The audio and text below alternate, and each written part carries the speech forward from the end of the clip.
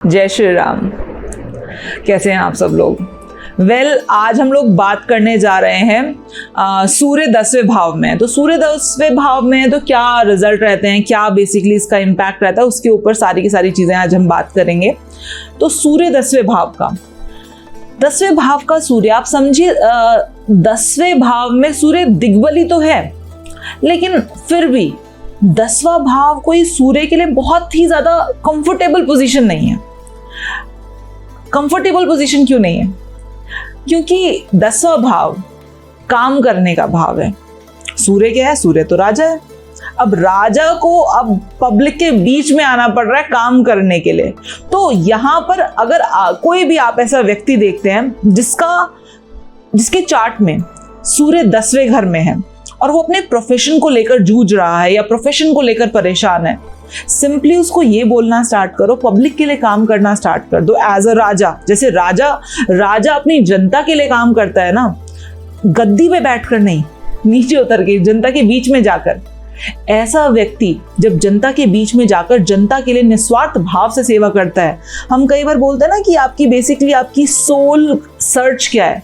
10वें भाव का सूर्य आपकी सोल की इच्छा, सोल की, आपकी आत्मा की भूख बेसिकली तभी शांत होगी जब आप लोगों के लिए काम करोगे, निस्वार्थ भाव से काम करोगे, एक अथॉरिटी के साथ काम करोगे। और आप समझ रहे हो ना, सूर्य आपकी आत्मा है। आपकी आत्मा कहाँ बैठी है? 10वें घर में। 10वां घर का क्या है? कर्म का घर है, शनि का घर है, मेहनत का घर है। तो बेसिकली आपकी आत्मा क्या चाहती है? आपकी आत्मा एक्चुअली में मेहनत करना चाहती है, लेकिन क्योंकि यहाँ पर सूर्य बहुत ज़्यादा हैप्पी मोड में नहीं है, तो कई बार यहाँ पर जब सन में 10th हाउस में देखती हूँ किसी का, तो ऐसे लोग बड़े इन्फ्लुएंसिव होते हैं, क्योंकि ऑब्वियसली बात है जगमगा दिया है, 10वें घर को जगमगा दिया है सूर्य ने। तो ऐसा प्रतीत होता है कि ये जो भी काम करते हैं ना, उसमें बहुत एक्सीलेंस हासिल कर लेते हैं, लेकिन तब भी इनको अपने प्रोफेशन में प्रॉब्लम रहती है। क्योंकि मैंने कहा ना, बीइंग अ प्लैनेट, सूर्य को यहाँ पर बल तो प्राप्त है, लेकिन उसके बावजूद वो कंफर्टेबल नहीं है, क्योंकि राजा तो अपनी गद्दी पर बैठकर कंफर्टेबल होता है, और ये उसकी गद्दी नहीं है। राजा की गद्दी तो पहला घर है।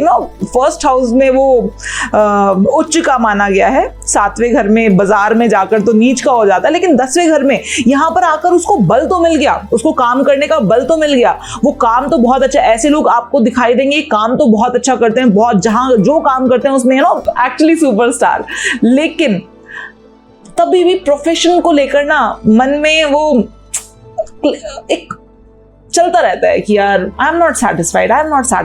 आप तब तक सेटिस्फाइड नहीं होगे जब तक आप लोगों के लिए काम नहीं करोगे निस्वार्थ भाव से, एक लार्ज स्केल पर लोगों के लिए काम नहीं करोगे, क्योंकि आपकी आत्मा की भूख है।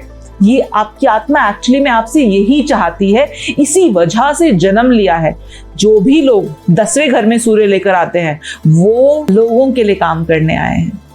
You are peoples person. आप लोगों के लिए पैदा हुए हैं, इनके लिए निस्वार्थ भाव से काम जब तक नहीं करोगे तब तक छुटकारा नहीं मिलेगा। ये जो मन की उलझन है, यहाँ पर मैं ही समझ सकते हैं कि मैं किस तरह की मन की उलझन की बात कर रही हूँ। ऐसा नहीं है कि हम लोग कोई भी काम करते हैं तो वो अच्छे से नहीं कर पाते हैं या बुरा हो रहा है वो काम, इस वजह से डिससैटिस्फाइड है। हम डिससैटिस्फाइड इस वजह से होते हैं कि वो आत्मा की संतुष्टि नहीं आ पा रही होती कि यार ये करने के लिए तो नहीं पैदा हुए हैं, ये तो नहीं करना था। And this is the reason why I left CA and CS after becoming a chartered accountant, after becoming a qualified company secretary.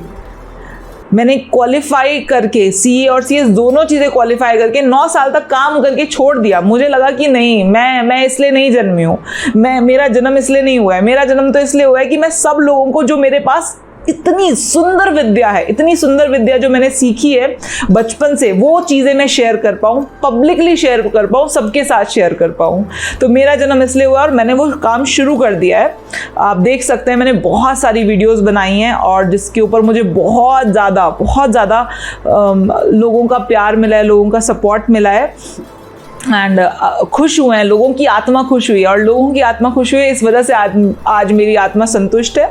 और मैं फिर यही बोलती हूँ कि अगर आपका भी 10वें घर का सूर्य है तो कुछ भी ऐसा काम कीजिए जो पब्लिकली लोगों को फ़ायदा दे, जो लार्ज स्केल पर, जो मास पर लोगों को फ़ायदा दे, and you will feel that satisfaction जिसकी मैं बात कर रही हूँ, और जो आप ढूंढ रहे हैं, अगर आपके पास नहीं है तो जो आप ढूंढ रहे हैं 10वें घर के सूर्य वाले लोग, वो सेटिस्फेक्शन समझ में आएगा।